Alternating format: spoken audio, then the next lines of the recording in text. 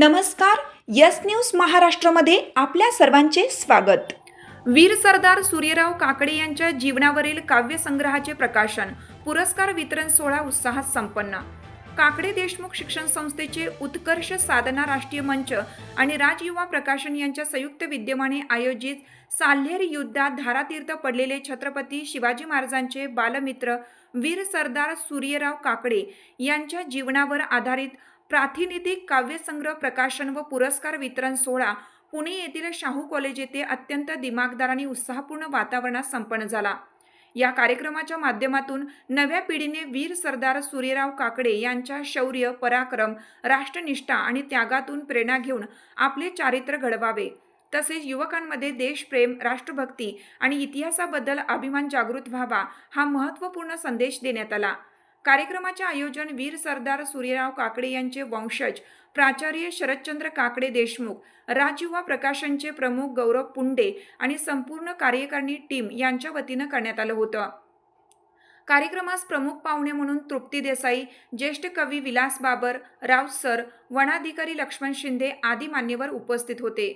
तसेच कवी, लेखक व इतिहास अभ्यासक भालचंद्र खरळकर यांच्या अध्यक्षतेखाली हा प्रेरणादायी सोहळा यशस्वीरित्या पार पडला.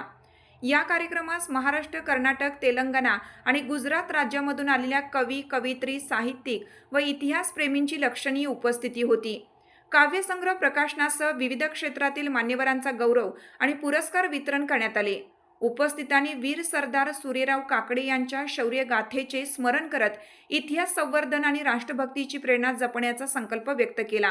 कार्यक्रमाचे यशस्वी आयोजनाबद्दल उपस्थितांनी आयोजकांचे विशेष कौतुक केले. जर काम करत राहिलो तर आपण किती पुढे जातो एवढं लक्षात ठेवा. आपापल्या कामामध्ये असताना आपण फक्त पुढे बघायचं. आम्ही फक्त चौथरा बघत होतो. इकडे जे काही व्हॉट्सअपवर मेसेज येत होते, इकडे चारित्र्यानं होत होतं किंवा काय कधीच लक्ष दिलं नाही.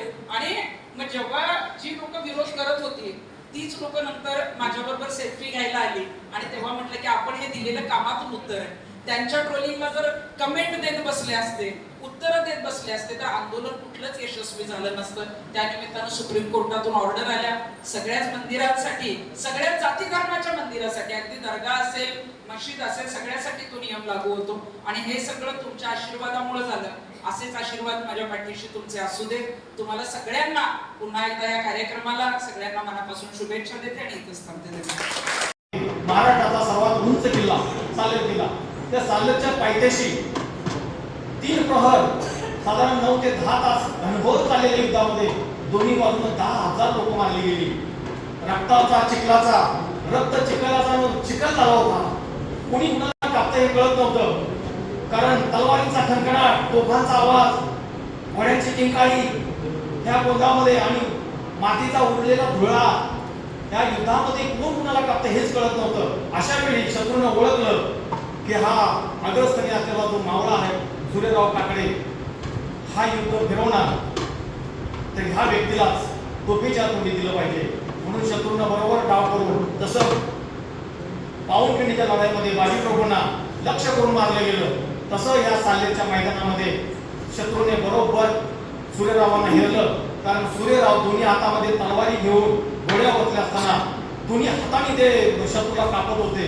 हे शत्रूने बरोबर ओळखलं आणि एक तोफेचा गोळा सूर्यरावांच्या छातीशी लागला आणि सूर्यराव काकडे त्या मैदानामध्ये पडले, खराब झाले. परंतु आपल्या बऱ्याच ठिकाणी असा भाग असतो की मुख्य सरदार पडला की बाकीचे मावळे मैदान किंवा रणांगण सोडून धावतात. हा अनुभव आपण सिंहगडावरती घेतलेला आहे. तानाजी मालुसरे पडल्यानंतर आपल्या सैन्याची धावपळ सुरू झाली. परंतु शेलार मामा, जे शिलाहार वंशातून येतात, महाराष्ट्रावर राज्य केलेले एका 12व्या शतकामध्ये शिलाहार राजवंश, त्यातले हे वयस्कर म्हणजे शेलार मामा, त्यांनी ओरडून सांगितलं आहे तुमचा बाप इथं पडलाय आणि तुम्ही रणांगण सोडून कुठे पळता. सगळे सैन्य मागे फिरले, ते दोर कापले गेले. तसा अनुभव पण काकडेच्या, सूर्यराव काकडेच्या नेतृत्वाखाली जे असणारे सैन्य होतं, सूर्यराव तरी पडले तर त्यांनी घनघोर लढाईमध्ये चांगला सामना करून शत्रूला रणांगणातून पळवून लावलं. आमची यस न्यूज महाराष्ट्र चॅनलला लाईक करा व सबस्क्राईब करायला विसरू नका.